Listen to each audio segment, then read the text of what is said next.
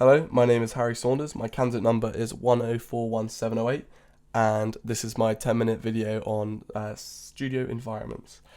So first of all, the aim for this project was to create a drum and bass track for an indie band called viddididi, and they wanted to take the drum and bass tracks home and record over them and add in their own guitars for their own interfaces, as well as practice to them as well. And overall, this was quite a successful project.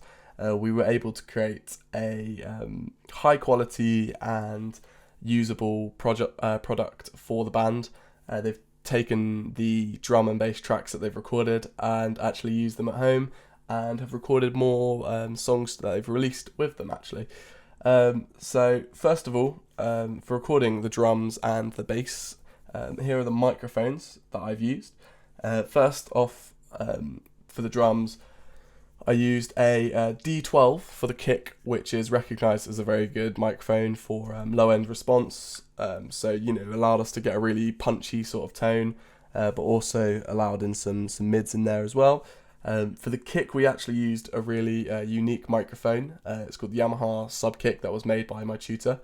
And it's just taking the speaker cone from a speaker and he's turned it into a microphone, and just really allows you to sort of enforce the low end on a kick, and when placed up to the very close to the skin of it, and it gets the outside sort of sound, but again really creates a beefy punchy sound. And for the snare, I used the SM7. This is a great microphone to use for harsher frequencies, and right next to the loud snare. It was just really good for that response. Same actually with the overheads. I use the AKG microphones, 414s, and they're great microphones, and sort of allowed to get that sort of big and loud sound for the overheads, for the rides and the crashes, and also the hi-hats were picked up there too.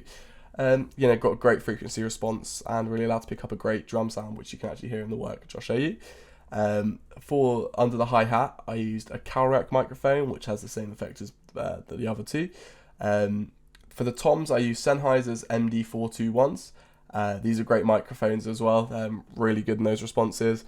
Picked up the sort of beefiness of the toms and really sort of emphasised the kit and just made it sound a lot beefier, which was something the band asked for. And then for the room mics, we used the Coles 438s, which we were recommended in the class, and these just create such a great mic sound. They're really authentic sounding for the room as well. And for the room itself, the technique I'd used was the coincident XY technique for the room mic, as you can see there, the way they're positioned. I really like this technique for room sounds. I feel like it gets a great image of the whole room. They're equally spread out, so they just get this really wide sound of the room, which is also a great room to record in. And you can see here it's also been placed straight down the middle of the kit, so it's just perfectly aligned. And also for the overheads, I've used this Dutch technique here. It was something we learned in the lessons, and we tried a lot of different overhead techniques, and we sort of narrowed it down to this one for our portfolio. It's just something that really picks up the whole kit and just sounds great and really loud, and really suited the tracks that we were recording actually. And then for the top and bottom of the snare, you can see what we had done here. It's sort of aimed in towards the centre, or just around the centre on the skin of the snare, and just really picked up the sound. Also, when recording, we put another skin on top of it. This was something we'd learnt from a case study, a band called Tame Impala. They use this in their recordings, and is a way to sort of deaden the sound. We found it was too much in the recording when we started producing, and so we tried that, and it really just sorted the snare sound out and sounded absolutely great in the final mix. And like I said before, for the in and out of the kick, here's an example here. This was pushed in further later on, but also this microphone here, placed very, very close to the skin, just picks up sort of very bassy tones of the kick, really just beefens it out. Works great when you mix these two together. And this was the mic as well, the D12 here, which was absolutely amazing. For the toms, you can see here's the Sennheiser microphones that we used. Again, sort of aimed in towards the centre there. Just picked up very well. the tom sounds, and same with the hi-hats. And I mean, overall, the sound of the kit just sounded great. All the elements working together and the techniques that I'd used there just sounded great. So the bass was actually recorded through DI, through the input from the wall, through that into the mixing room, and from there into a DI box, into the console mixer from there. And this allowed us to actually record the bass in the same room as the drums. So at the same time, the bassist and the drum were working and flowing off each other in the same room, which is really great because it allows the musicians to flow off each other and also has that live aspect, that live environment. That's really cool to have. So when EQing the drums, we focused through the console. We were enabled to actually EQ them, so adding bits of low end or high end on different parts of the kit. So we'd start with the kick, maybe add a bit of low end to sort of beef it up a bit, and this was all done through the console mixer, so analog EQ, which was absolutely brilliant to have. It's something we'd learned in our lessons, and through trial and error was sort of trained our ears to sort of hear the different ways we can change sound through the console mixer. So all the tracks were separately EQ'd, and then after that, you play the whole kit and you see what might be mixed bad or what needs changing, and then after that you've got a whole EQ mix of the whole kit. We did the same thing for the bass. We just did a little EQ on the bass to sort of beefing up the tone, and we also checked that there was proper gain structure, and by doing this we allowed it to peak at about -12 to -9 on Pro Tools, and where it's sort of between the green and the yellow, and allowing a lot of headroom. So another thing we learnt in lessons, you don't want to record too high, or otherwise you've just lost your headroom and everything sounds ridiculous.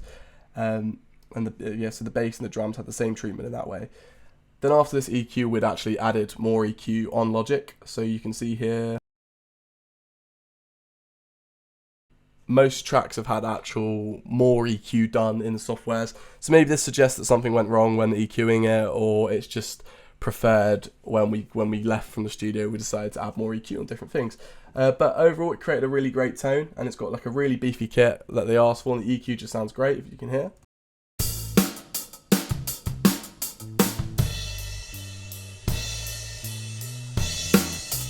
And we're really happy with that, and the kit sounds absolutely great. But the one thing that I feel like we lacked in this particular assessment was the lack of actual outboard use. So things like the compressors or reverb units, we really limited ourselves in using those. We didn't use many actual other effects rather than software stuff. I mean, we EQ'd and we used proper gain structure, but we didn't really use any of the compressors or like other units or effects units. I feel like this may have caused some issues in the fact that we had to compress things in the software and do it all digitally afterwards, and that's something that we have learnt from this is if we did it in the studio, it may have created a more authentic sound and may have actually sounded better. Also, from participating in this work, I've learnt how bass sound can really change something in the sound of a song. So we DI'd the bass, which was cool, but we didn't reamp it, which is something we learnt in lessons as well to do. And after learning this, we sort of understood the importance of how reamping things really makes it sound more authentic and gives it a proper sound, whereas we didn't do that. And I feel like just using a digital simulator like we did here, I mean, the bass sounds good, but it didn't really hit the mark on what we or the band wanted. But they have the DI, which they can reamp themselves. But I now understand the importance of reamping in the studio to create realer sounds. You can hear the bass sounds. I mean, it sounds good, but it definitely sounds like it's been digitally amplified, which is not what we were going for. So another thing I was able to improve on was my use of drum samples after using them in some of my portfolio, like here.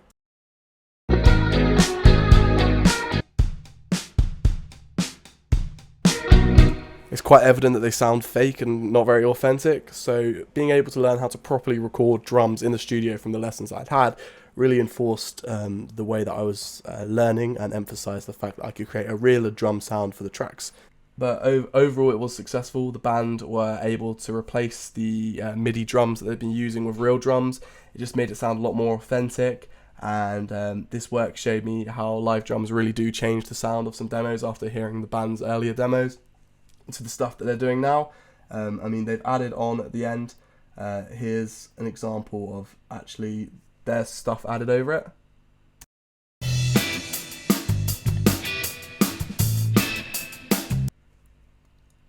I feel like the main thing that really hit the mark here is the live drum sound that we went for, using techniques that we'd learned in the lessons, including the drum techniques and the appropriate use of microphones. We were able to create a big sounding drum kit.